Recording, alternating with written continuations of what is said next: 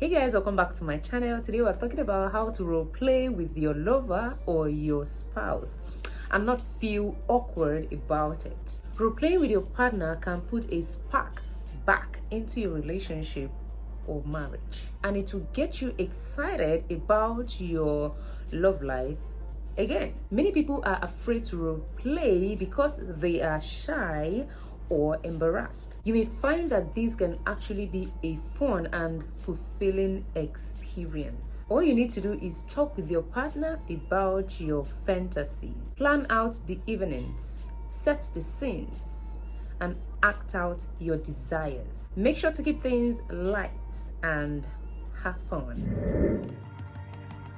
Number one, share your fantasies with your partner. Try lying in bed with your partner one night and try asking them what their fantasies are. Then you can share yours. This is an excellent way to broach the subject of role playing and can be a sexy experience for the both of you. If the thought of mentioning role playing to your partner in a face-to-face conversation is completely terrifying, then send your lover an email or text that details your erotic fantasy. Number two, pretend you have never met before. If this is your first time role playing with your partner, it is a good idea to keep it simple. Do not choose an elaborate role that requires a lot of acting. Instead, you could pretend that you are strangers who are meeting for the first time. Meet at a restaurant for dinner and then head to a hotel afterwards for a night of role-playing fun. Number three, play with power dynamics. Choose roles that allow you to incorporate different power dynamics. This type of roleplay is a common turn-on for so many people. For example, you could try professor and student, doctor and patient, or police officer and criminal role. In these types of scenarios, you can incorporate mild punishment for any naughty behavior. Number four, choose roles based on your favorite characters. Some people like to borrow ideas from their favorite fiction or television shows. These roles often require more elaborate costume, but can be a lot of fun to play around with. Try acting out a sexy scene from Game of Thrones, or create your own erotic spin on stories like Harry Potter, Twilight, or any superhero movie. Number one, discuss why this role turns you on. Once you have decided on the roles you want to play, it is important that you and your partner discuss exactly what it is about this scenario that turns you both on.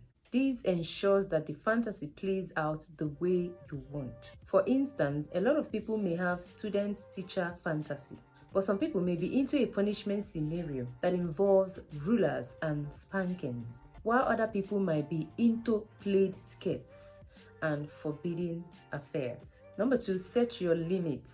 Before you and your partner get lost in character, it is important that you both know what you're comfortable doing. This is especially true when you're playing with a punishment scenario. For example, you may find that a little spank turns you on, but choking is off the table. Alternatively, anal knacking or knacking toys may be off limits for you. Have an open and honest conversation with your partner. If you're shy about discussing these details in person, you could establish the rules electronically via emails or texts.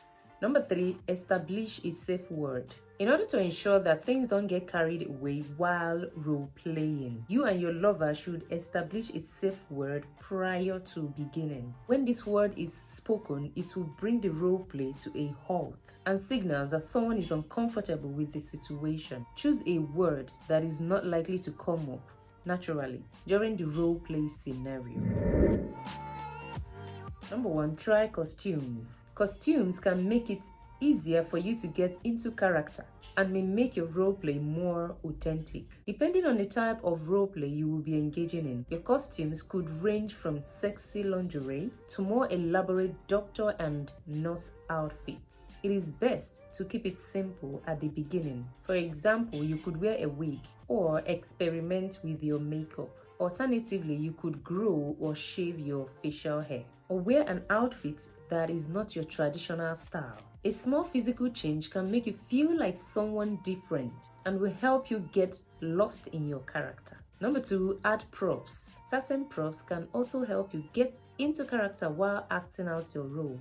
For instance, if you are pretending to go to a massage parlor, you could try lighting candles and playing soothing music. Alternatively, if you want to act out a police officer fantasy, you could use a pair of handcuffs.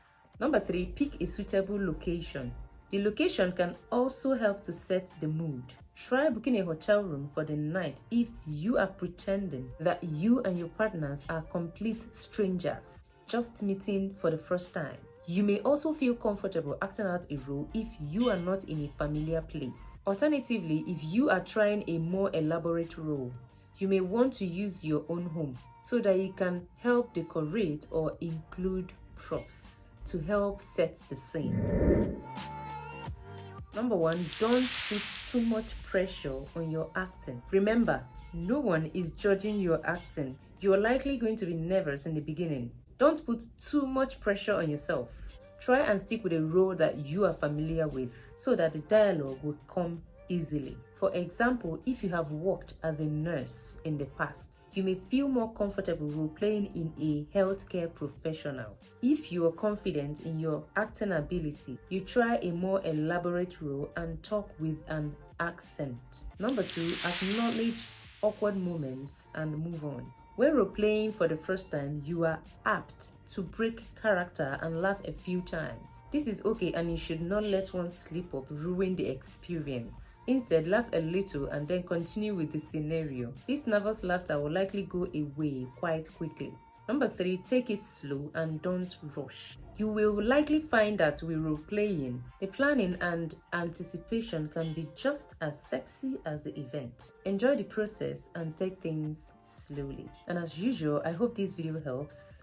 If you find it helpful, why not click on the like button, leave a comment down there below on the comment section, and I'm going to see you next time in my next video. Bye.